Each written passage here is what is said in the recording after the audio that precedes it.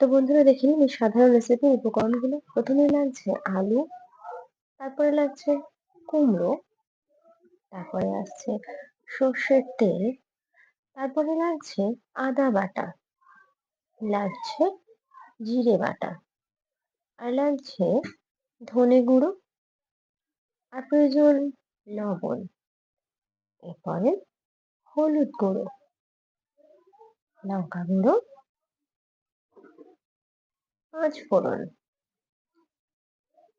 ভেজানো ছোলা, আর লাগছে চিনি। আর যে দুটো উপকরণ বাদ গেছে এখানে দেখাতে, সেগুলো হলো শুকনো লঙ্কা আর তেজপাতা।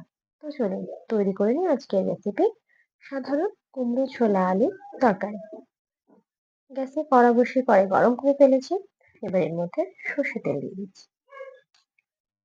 সর্ষে তেল দিয়ে দিলাম। এর উপরে ফোড়নের জন্য দিয়ে দেবো একটা শুকনো লঙ্কা আর দুটো তেজপাতা। এর উপরে আরো দিয়ে দেবো কিছুটা পাঁচ ফোড়ন। এবার এগুলোকে একটু নাড়িয়ে একটু ভাজা ভাজা হয়ে গেলে এর উপরে দিয়ে দেবো কেটে রাখা আলুগুলো। এবার এই আলুগুলোকে দিয়ে একটু নেড়ে চেড়ে নেবো।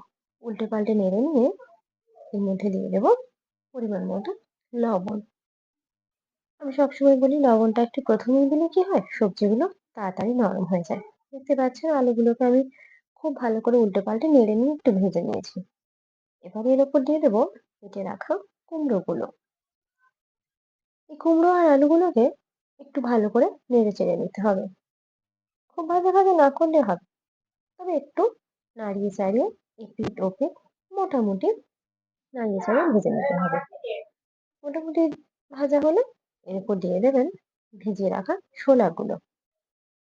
এই ছোলাটা দিয়ে আবার আমরা একটু নাড়িয়ে চাড়িয়ে নেব। দেখতে পাচ্ছেন নাড়িয়ে চাড়িয়ে নিচ্ছে। একটু এদিক ওদিক নাড়িয়ে নিয়ে ছোলাটা দিয়ে এবার দিয়ে দেবো এর উপরে আমরা হলুদ গুঁড়ো। হলুদ গুঁড়োটা দিয়ে দিলাম পরিমাণ মতো, আপনারাও পরিমাণ মতোই দেবেন। হলুদ গুঁড়োটা দিয়ে আবারও আমরা কিছুক্ষণ নাড়িয়ে চাড়িয়ে নেব। এবার এখানে একটা কথা বলি বন্ধুরা, আপনি চাইলেই আপনারা এর মধ্যে কিন্তু নারকোল কোড়ানো দিতে পারেন বা চাল মগজ বাটাও অ্যাড করতে পারেন। আমি এই দুটো স্কিপ করেছি। এবারে অন্যান্য মশলাগুলো আসি। দিয়ে দিচ্ছি এর মধ্যে আমরা আদা বাটা। দেখতে পাচ্ছেন আদা বাটাটা একটু নাড়িয়ে চাড়িয়ে নিলাম, আসলে একটু জল বেশি হয়ে গিয়েছিল বাটতে গিয়ে। আদাটা দেওয়ার পরে এর মধ্যে দিয়ে দিলাম জিরে বাটা।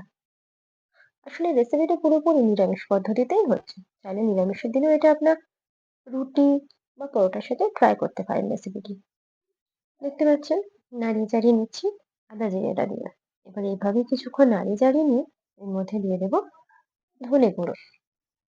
ধনে গুঁড়োটাও দিয়ে দিলাম। এবারে আরো কিছুক্ষণ নাড়িয়ে নেবো।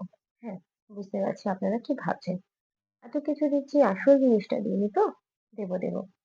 আসলে জানেনই তো, আগের একটা রেসিপিতে আমি আপনাদের বলেছিলাম আমার বাচ্চারা খুব একটা ঝাল খেতে পারে না, খুব একটা কি বলতে পারেন, ঝাল খেতেই পারে না। সেই জন্যই এখনো লঙ্কাটা নিয়ে তো অ্যাড করিনি। এবারে আমি আমার বাচ্চাদের জন্য কিছুটা কষানো কুমড়ো আর আলু তুলে নেব। আসলে ওরাও তো একটু খাওয়ার ইচ্ছে হয় না, তো এটা তুলে নিলাম। নেওয়ার পরে এবার আমি এর মধ্যে কিন্তু বাকি থাকা লঙ্কা গুঁড়োটা অ্যাড করে দেবো। আপনারা আগেই দিয়ে দেবেন, আমি আমার বাচ্চাদের জন্য এটা লাস্টে দিলাম। এবার এই লঙ্কা গুঁড়োটা দিয়ে কিছুক্ষণ নাড়িয়ে চাড়িয়ে আর একটু কষিয়ে নিই। দেখতে পাচ্ছেন আমি নাড়িয়ে চাড়িয়ে একটু কষিয়ে নিচ্ছি। মোটামুটি কিন্তু কষানো প্রায় হয়ে এসছে। আসলে কুমড়ো আলু তো খুব বেশি কষাকষি করতে লাগে না। মোটামুটি একটা পরিমাণে প্রয়োজনে নাড়িয়ে নিলেই হবে। আর এই রেসিপিটা কিন্তু রুটি পরোটার সাথে খুব সুন্দর যায়। দেখুন আমি এখানে জল দিয়ে দিলাম। এবারে জল দিয়ে কিছুক্ষণ ঢাকা চাপা দিয়ে এটাকে হতে দিতে হবে। দেখতে পাচ্ছেন এই পর্যায়ে চলে এসছে। খুব বেশি জল আমি দিইনি, তাড়াতাড়ি সেদ্ধ হয়ে গিয়েছিল। নামিয়ে নেওয়ার আগে আমরা একটু চিনি দিয়ে দেবো। আসলে কুমড়োর তরকারিতে না চিনি দিলে কুমড়োটা খুব সুন্দরভাবে নরম হয়ে যায়, বেশ খেতেও ভালো লাগে। কুমড়ো এমনিও যদিও মিষ্টি সবজি, তবু আমরা এর মধ্যে একটু চিনি অ্যাড করেছি, বেশি দেবো না। আপনাদের যদি যেরকম মিষ্টি খেতে পছন্দ করেন তাহলে দিতেই পারেন। এটা প্রায় কমপ্লিট। দেখুন ঢেলে ফেলেছি আমার আজকের রেসিপি। রেসিপিটি ভালো লাগলে অবশ্যই আমার চ্যানেলকে লাইক কমেন্ট শেয়ার করবেন, সাবস্ক্রাইব করে দেবেন। আজকের মতো নমস্কার।